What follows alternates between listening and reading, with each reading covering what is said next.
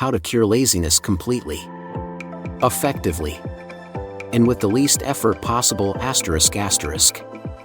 Because if curing laziness is too painful or difficult, then lazy people wouldn't bother to fix it. I understand this problem. Therefore, in today's talk, I promise you that my solution will be incredibly simple. I've personally acted as the guinea pig, applied this method, and confirmed its effectiveness. It's so easy. It's almost unbelievable. The truth is, you just haven't noticed it. The structure of this video is divided into 3 parts. The first part is my story. I'll be honest with you, I've never admitted this to anyone before. But about 7 years ago, I was an incredibly lazy person. This is the first time I'm confessing this. That's the first part. The second part is closely related to the first.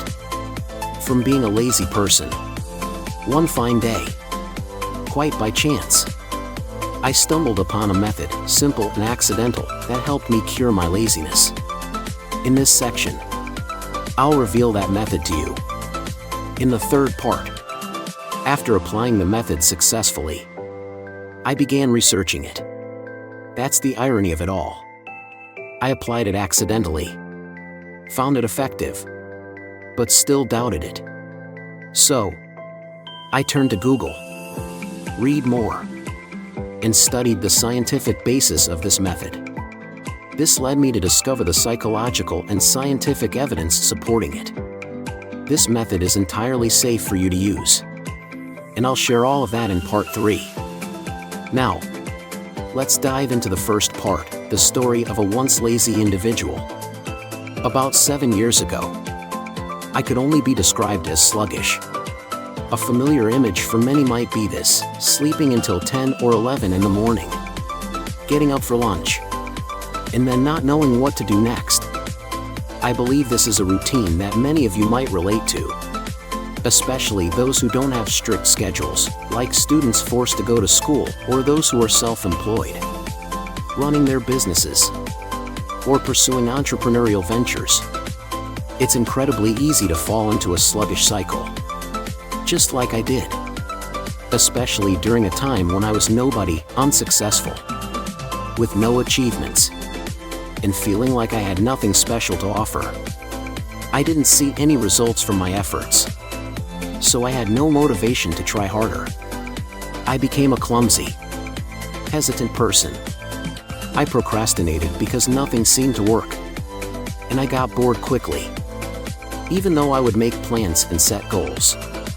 The next day I would delay everything. When faced with tasks, I'd feel annoyed and restless, so I'd postpone them for tomorrow, convincing myself I'd feel better. In the end, I'd end up playing games, scrolling on my phone, or going out for coffee, temporarily feeling at ease. Gradually, I became a certified lazy person. At first, it felt somewhat enjoyable because I didn't have to do anything. But over time, I started feeling guilty. I felt useless, like a burden. That's when a sense of urgency began to form inside me. I knew I had to quit this habit because living like this wouldn't lead anywhere. But even with that realization, laziness is a heavy habit to break. It's deeply ingrained. Even when you feel guilty and disappointed in yourself, laziness has a way of staying with you. When I finished my tasks quickly, I didn't walk back home anymore. If I walked too much, I would feel tired. By the afternoon, laziness would kick in again. But gradually, I got used to it. I started to feel, oh, my day isn't so bad. I actually got some things done. I'm not completely useless. That's how I developed the habit of stopping by a cafe. On days when I needed to use my laptop, I'd time it so that after about 30 minutes of walking, I'd head back home. By then, I'd already felt great because I understood my body. If I went for a light jog or walked for about 30 minutes, I would immediately feel energized. It's true. I'd feel rejuvenated. Head back home. Freshen up a bit. Drink some water. And start working on my laptop. I don't recommend walking while carrying your laptop. Though, at that point, it's no longer enjoyable. It feels more like marching in a military drill. If your laptop is heavy, it gets uncomfortable right from the start. And you'll likely feel frustrated even before your walk is over. This method works best for someone with a normal, healthy body, free from illnesses or injuries. Almost everyone will find it effective. Of course, results depend on each person. Some people, like me, feel great just walking. I'm not an athlete. I spend a lot of time sitting and would consider myself to have weak physical health. So when I walk, I feel content. However, others who are more athletic may need to run to feel the same level of satisfaction. It depends on you. Whether you choose to walk or run is your decision. For an average person without health issues, this method will produce a sense of relaxation and euphoria. This feeling is triggered regardless of how stressed you were that day because it's part of our human biology. Not something we invented. It's a natural reaction when we move our bodies. However, if you're sick, you shouldn't attempt this method. Your body needs rest at that time. For those living in rural areas, you're lucky. You have forests, trees, and streams. Walking in such an environment is incredibly relaxing and pleasant. But if you're in Ho Chi Minh City or other big cities, you can head to parks during cooler hours in the morning or afternoon. Alternatively, you can go to the gym. You don't have to lift weights there. You can simply walk or jog on a treadmill. Gyms are equipped with everything you need. And the lively music and energy from people around you can boost your motivation significantly.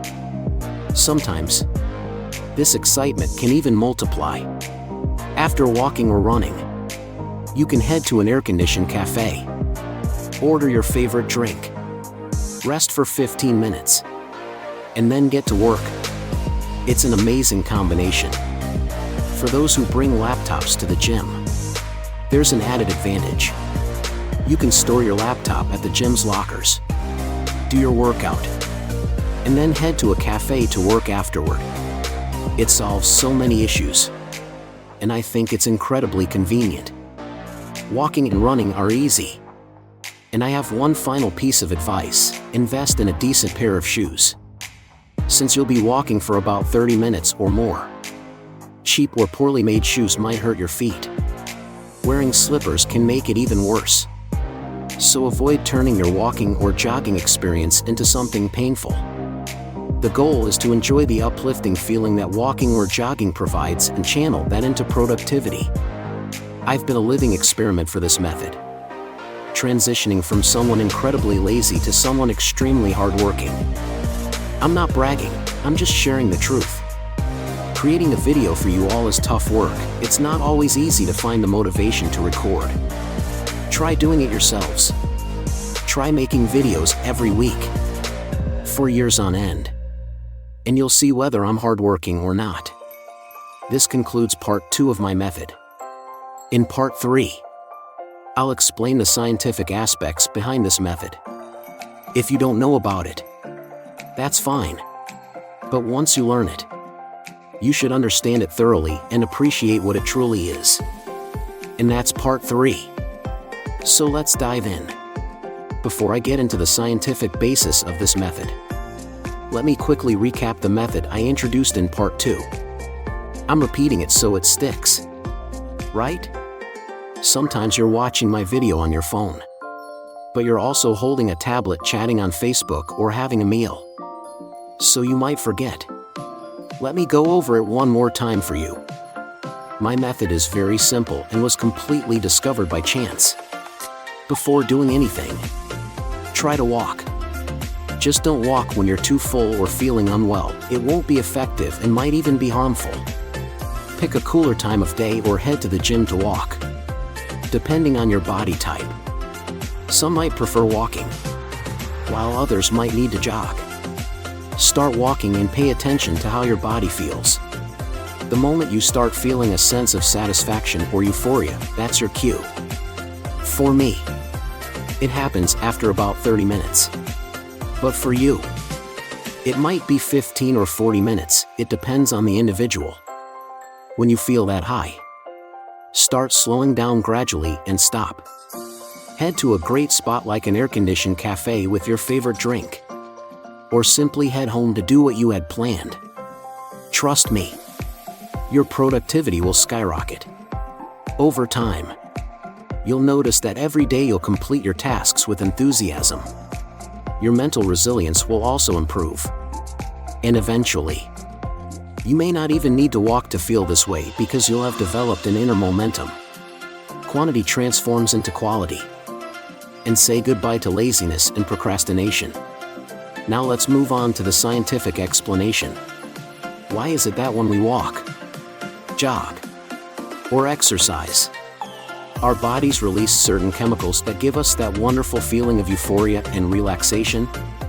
Scientifically, when someone is happy or excited, you might think it's just because something good happened to them.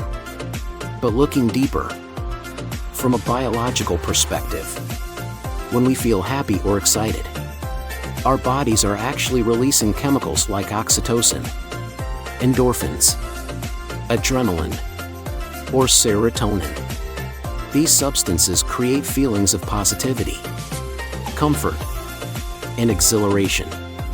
Interestingly, these are the exact same chemicals released when we jog, walk, or exercise. Isn't it amazing? Our bodies naturally produce these chemicals when we move. And this is why we can leverage our own biology to achieve a state of mental clarity and euphoria to work more effectively. At first, I didn't know the scientific basis of this method. I stumbled upon it by accident. Later, when I researched, I found that it's not a new concept. People have talked about this before, I just discovered it by coincidence. There's another benefit when we jog or exercise. The increased blood flow and oxygen delivered to our organs enhance their function. This is another advantage. I also read a report from the University of Georgia which states that when we're stressed, tired, or drained, most people think they need to rest. But according to this research, exercising during those moments of stress or fatigue provides 3 times the benefits compared to simply lying down and resting. Amazing, right?